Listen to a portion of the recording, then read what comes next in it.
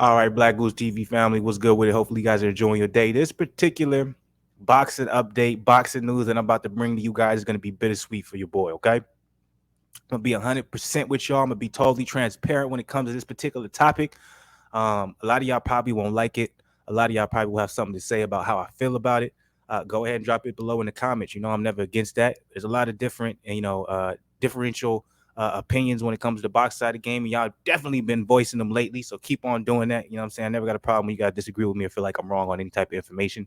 Even if you say you feel like I don't know boxing, you know, I don't mind because I know boxing. I know more than you. I do the shit. But anyways, this particular topic and subject, man, this one's touchy feely for you, boy. I'm gonna be 100. And the reason why is because I'm probably one of the biggest big baby Jarrell Miller fans in the world. But at the same time, I can be, you know what I'm saying, analytical and unbiased to an extent when it comes to something as serious as that. Y'all seen me do it with Boo Boo Andrade. Like a lot of y'all who are new to the channel probably wouldn't even know how big of a fan I am to Andrade because I'm so critical of him. But when you understand the aspect of business, like that's what people don't really get, is that a lot of my, analysts is when it comes to, fights being made or certain fighters not being able to fight with other fighters, et cetera, et cetera. A lot of it is off the business model of boxing. And I know a lot of people, they don't look at the business model of boxing. They'll literally be like, well, Andrade or this guy asked, he offered, Canelo or whatever a fight and Canelo ducked him. It's like, no, that's not ducking, bro. That's business. That's why the fuck am I going to chase you when I'm the A side? See what I'm saying? But those same people will be like, "Oh, Terrence Crawford, he has to bow down to Errol Spence because he got to know that he doesn't draw as many pay-per-views as him." So it's like, I get it, I get it, man. I might be talking and saying something about your favorite fighter that you might not like, but a lot of times you guys don't know that's my favorite fighter too. I'm just being 100% with you when it comes to the business side of the game. You got to understand that no matter how good we think the fighter is, when it comes to business always has a model and it's always a hierarchy to where how shit goes. And if that particular fighter is on a certain scale of that hierarchy and it's not above the other fighter we're talking about, now we're talking about business, and there's no way that you can argue to me that that fighter on a higher scale of the hierarchy is ducking that fighter. I don't care how much better you think his skill is. That's not how this goes. So I always try to tell y'all, man, when it comes to this channel, man, we looking at it from a business aspect first before all that other bullshit. So this particular subject right here, you know what I'm saying? You guys might not like my particular reaction and how I feel about it. And it's understandable because Big Baby Miller has done some horrendous things when it comes to the sport of boxing. If you were to ask the majority of boxing fans and how they feel about it. I'm gonna go ahead and do a quick rundown. And then we're gonna get into this article because this is a very important article for me. Um, I love y'all Black Goose family. I do most of these videos, for y'all Black Goose family, also for myself because I love talking boxing. I love it. I love it. I love it. I can do it to the day I die. You know what I'm saying? But also because you know what I'm saying. I also understand there's a space in the boxing community where you know what I'm saying it's kind of just the same old shit and the same old perspective, or you know what I'm saying you're trying to drum up emotions or trying to take sides or be racially motivated and all that type of stuff. And that's not what I'm on.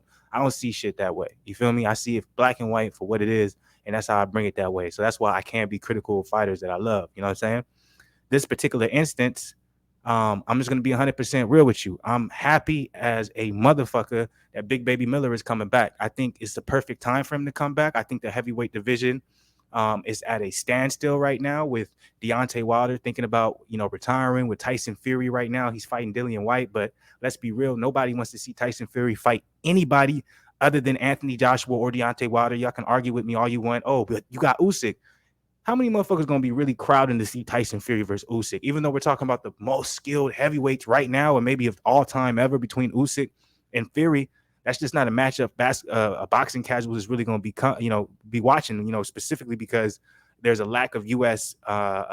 Fan base for both of the fighters. Tyson Fury obviously went to Top Rank to build that up, but we've had this conversation kind of repeatedly. Kind of beating a dead horse over the head. What I'm saying, who's more popular, Anthony Joshua or Tyson Fury? Eddie Hearn said you should have went with me. You would be as popular as Anthony Joshua, probably bigger, a megastar. Let's be real. Anthony Joshua was bigger. Tyson Fury may have more of a fan base, quote unquote, in the U.S., but let's be real. If you ask majority of people in the street who Tyson Fury is, know Anthony Joshua is, you'll probably have a longer conversation with them about Anthony Joshua. Oh, I know him, just because of his look, and that's how America works. That's how they sell their products. Everything is sold. Everything is based off of, visually, image wise, and you can't take that away. And this is when we're talking about the business again. But I know a lot of y'all don't get this deep into the videos, man. That's why sometimes I'd be a little worrisome when I do the longer videos. I'm like, a lot of y'all is like just watching the looking at the title here, my first like couple words, and then y'all just take it and y'all run with it. I don't have a problem with that. I still salute y'all and I appreciate y'all for watching, giving me a view. But damn, skip forward or whatever. If I get boring, skip forward, maybe get to the gist of the shit for you boys, so you can have an understanding where I'm coming from. But like me being 100%, I'm excited for this. I'm happy. I think this is the perfect timing for Big Baby to come back. I think the heavyweight, like I said, heavyweight division is looking like it's in a limbo because Wilder's probably not going to come back, and if he does, we don't know when and it gets who. Tyson Fury's fighting Dillian White, but at the same time, he beats Dillian White. Like, who would you want to see Tyson Fury fight next? Like, Tyson Fury is in the position. Like I said this in one of the videos I did. I said this in the Tyson Fury versus Dillian White video from yesterday, where Tyson Fury was saying he was going to come in at the heaviest weight he possibly can. That the Tyson Fury and Deontay Wilder magic was just so phenomenal and so epic. It's going to be almost impossible to recreate that. So we're basically talking about two fighters every fight from now on downgrading themselves when it comes to the speculation and the hype and people wanting to see it. Everything's going to be a downgrade. Nothing's ever going to create the same magic he had with Wilder and vice versa, which is why I understand he's like, Fury's like, yeah, shit, I'm looking to retire. He's talking about, he's going to be doing Netflix shows and shit afterwards, because if you think about it from Tyson Fury's aspect, because we all know he basically hit the peak and the pinnacle against Wilder because of, how many eyes it brought, the drama, how it was racially motivated. It was like everything boxing wanted all combined in the 3 fights. Well, shit, I can go and fight Dillian White, and then afterwards, maybe I could fight Joshua, which, isn't that appealing with Joshua taking the losses he's had. The only fight really out there for him after White is Usyk, and with Usyk being in the situation he's in, I get it. So that's why I think Big Baby coming back is beautiful, because it shakes up the division a little more, because I don't know when Wilder's coming back. Fury after Dillian White, I wouldn't be surprised if he retires or if he just takes a step away from the sport until he ends up getting a fight that makes sense to him and builds upon his legacy and motivates him enough to get in there and be the best he can be. And so with that, we're left with Joshua trying to figure out whether or not he's going to fight Usyk, and if he doesn't, then that means Joe Joyce and Otto Wallen come in. We're talking about Andy Ruiz trying to come back and fight Luis Ortiz type shit. We don't know what's going on with Joseph Parker. We have all these different names that are just like we know of them. They're in the heavyweight division, but it's like we're out of that golden era, that short golden era where we have Joshua, Fury, and Wilder, the 3-headed monster. Remember, we were talking about that for a good 2 to 3 years, and hoping that fight we're making our way, and we're stepping out of that era, and now we're kind of going back into the limbo era of the heavyweight division. And that's why I'm happy Big Baby hopefully can get maybe like a little pick'em fight later this year, and then we can see him coming back full force next year and maybe fight a name that we all recognize, because Big Baby, he's not gonna shy away from any big name fight. So I'm really happy about this. Now I know a lot of people are gonna feel away. We don't want this drug cheat, Pat. He's a cheater. He doesn't deserve to be back in boxing, all this type of stuff. Look, I understand y'all sentiments, understand y'all feelings. I still remember to this day where I was sitting at when I read that Big Baby popped again. Because you got to remember, he got 2 chances. Like, he signed with Eddie Hearn. He had the biggest moment of his life. He was about to fight Joshua, got popped. Bob Arum gave him a second chance. Bro, got popped. You know what I'm saying? Both time with SARMs. So it's not like I can, defend him and say, oh, well, hey, it was an accident. He was trying some, or, originally remember what he said after the first pop against Anthony Joshua. He had went to the doctor and got like a cortisone shot or something, and it had it had basically some of the things he popped for in there, and he didn't know. Obviously, we know that was a lie, because he ended up getting popped again with one of those, drugs he originally got it popped with. He was in the system for the second time. So we all know Big Baby was doing juice. Okay, it is what it is. Like, he was 6'4", 300 pounds and didn't look like, you know what I'm saying, with the best cardio in the heavyweight division. The nigga had the highest punch rate, punch output statistic of every heavyweight, and had the highest landed percentage of any heavyweight. So, right away, that's an anomaly. You know what I'm saying? And that's part of what drew me into Big Baby, and I'm interested to see how he's going to look with his return. But at the end of the day, I'm excited for it. I'm happy he's coming back, and I think he's going to be able to add a dimension to the heavyweight division that, I won't say we've been missing, but something that we're going to need in the upcoming future, because, like I said, we're going out of that era of, excitement of, man, what if this heavyweight fights this heavyweight? What if this heavyweight fights this heavyweight? What if we see this fight? That's the allure of that's kind of going away. Tyson Fury versus Anthony Joshua, to me personally, I'm like, like, that's not really something that it'd be dope. I'd love to see it, but you know what I'm saying? I would want to see Tyson Fury versus Deontay Wilder 4 before then. I'd want to see Deontay Wilder versus Anthony Joshua before then. Like, there's not too many fights that appeal to me for Anthony Joshua for me to be excited about. There's not too many fights for me that appeal to me for Tyson Fury to be excited about. The only ones that do, they all involve Wilder, and we don't know if Wilder's coming back. So with that being said, I think it's perfect time for Big Baby to come back. Let's read this. Let's see what's going on. Let's get into the nitty gritty. Let's find out if any of this is accurate and how accurate, and how soon we might see him come back. So Big Baby received better news than expected, even if not the sought after resolution. The 5-member panel of the Nevada State Athletic Commission voted unanimously in favor of Brooklyn Miller remaining under suspension through June 16th, though with a compromise. A proposal introduced by Commissioner Anthony A. Marnell III called for the unbeaten former heavyweight contender to be immediately eligible for a license beginning June 17th, provided he continues to produce negative drug tests through VADA's random drug testing program. The ball is in your court, Marnell told Miller, who appeared along with attorneys via conference call at the commission's monthly agenda hearing Wednesday morning at a state headquarters in Las Vegas. You will serve out the 24 months. It's 100% on you to determine what you do here. Miller was served with a backdated 24-month suspension in December 2020, a ruling from his having tested positive for the bad substance GW501516, which is a SARM, also known as Cardarine and Endurabol.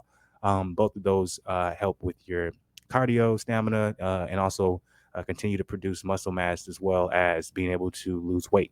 Ahead of his scheduled July 9th clash with Jerry Forrest, the bout was to have aired live on ESPN, marking his first ring appearance since 2018, as well as his debut under the Top Rank banner. The Nevada Commission placed Miller under temporary suspension during his July 2020 monthly hearing agenda, with the matter labeled until reaching an appropriate punishment late that December. The terms of suspension included room for up to 6-month reduction had Miller complied with random drug testing terms, submitting to no fewer than 2 random drug tests per month to 6 consecutive months. However, the absence of a payday since Miller's last fight in November 18 left him unable to afford the testing program, in addition to falling on hard times on a personal level. So this part right here, I had no idea. Wow. Wow, I did not know this. I lost my wife. I lost my home. I lost my career, Miller noted during an impassioned speech. Now I'm in court fighting to be with my son. Financially, I'm required to pay legal fees. This is bigger than boxing. It means being there for my son, for my mother. Miller's testimony, along with the fair compromise offered by Commissioner Marnell, provided an unexpected window of opportunity. NASAC Executive Director Jeffrey Mullen, who replaced the recently retired Bob Bennett late last year, was prepared to reject the application filed by Miller seeking a 12-week reduction based on the evidence placed before him, along with the disgraced former's contender's past drug and test history. Let's talk about the history. Miller tested positive for a banned substance June 2014 in a kickboxing event. A lot of people don't know about that. I do, because I've been following Big Baby since then, which he was suspended for 9 months. Then, far more attention-grabbing incident came in April 2019, obviously for the Miller-Joshua fight, where he was dirty in 3 separate VADA tests ahead of his canceled June 2019. And that would have been his biggest payday, probably would have set him up for life, also set up his family. So to go from that to where he is now is absolutely ridiculous. So let's skip down a little bit. Jarrell Miller is a gifted fighter, noted Mullen. I have great sympathy for him that he has not fought in nearly 4 years. Been that long. Yes, it has. I still remember when I found out. I'm fucking older now. I'm 4 years older. Like, it's crazy. I can only imagine what Miller thinks. However, he has tested positive for performance-enhancing drugs in 3 different jurisdictions. He did not follow the drug testing terms of the suspension. He was to start the drug testing program. He tried to start, then it was discontinued after 1 test, which isn't the greatest look for him. He restarted VADA testing voluntary in good faith, which was a great move. However, I don't think it was set a great precedent to reduce his suspension based on the events of last year. Miller accepted his role and failing to live up to the specified terms, acknowledging that Cohen and his manager, who have been financially supporting him in the past year. Wow. The undefeated heavyweight who turns 34 on July 30th. Think about that. He was at the top of the top. He was at the top, the fucking top. This close to getting the biggest payday of your life. You set everybody up. And already you're making good money, right? But you were about to set everyone up to have all this shit happen, to turn around. Like, you went from being in your peak, your prime at 29, 30 years old, to having the most money you ever had, and then potentially getting so much money where you set up your family, to at 34 not having any money. I couldn't even fucking imagine. The undefeated heavyweight turns 34 in July. Used that second chance to re-enroll in VADA late last summer, remained in the gym without a firm fight date. So from Marnell, he said if the fighter test remains negative, he would be eligible to fight post June 16th, beginning June 16th, as long as he remains negative with VADA testing program. The response was good enough for Miller, especially in the light of revelation that a far worse outcome was possible. After reviewing the records, I was not coming close to compromising. The deal is a deal. I hope he becomes a great fighter and world champion. That would be beautiful. What a story that would be. And I'm going to support Commissioner Marno as an elegant solution, and you moved me today. That was from Big Baby. So that is basically the story right now on Big Baby. Looks like he's going to be able to be eligible to fight again after June. Given his financial status, I would not be surprised if we see him take a fight shortly after that. I wouldn't actually be surprised if he takes a couple fights before the end of the year, even if they're gimme fights, just get a little money in his pocket, and then also kind of get back into fighting condition, get his timing right. Because I see, as he still has big payday fights ahead of him. Let's be real, guys. I'm like, he lost the Anthony Joshua fight. He lost the biggest payday of his life, but the Anthony Joshua fight is still there with the way Joshua's trajectory went. Right? He has fights that he can happen with PBC. There's heavyweights he can fight in Top Rank. There's a lot out there for him still for him to make money. He's only 34. Excuse me. He can easily continue to make money in this heavyweight division until he's about 38, 39 years old. But I wish nothing but the best for Big Baby. I'm very happy to hear this news. I'm in full support of him, regardless of what you guys may think or feel about his past. I'm never in support of somebody losing money and basically having to beg for food. So if this is the way he makes his money and he has and he served his time, he did his diligence, and now he's able to be reinstated and take care of his family, I'm all for it. So that's my opinion. I would like to know you guys' opinion on it. This was a little bit more of a longer video, so hopefully you guys get through it. If you don't get through it, I am going excuse me. I am going to I'm gonna drop like a small clip of this because I thought it was very interesting, the financial part when he was in court. So I'll drop a small clip of that for you guys to watch. But this is going to be the analytical deep dive into what's going on with Big Baby's situation. So make sure you guys check this out, and then also check the other video I'll drop for it. Got a couple more videos for you tonight. I'm not going to go too crazy tonight. I had a pretty long weekend, pretty long day. So keep it light, easy, but hopefully you guys enjoy what I do put out there. Much love. I'm out of here. Salute to the people. And as always,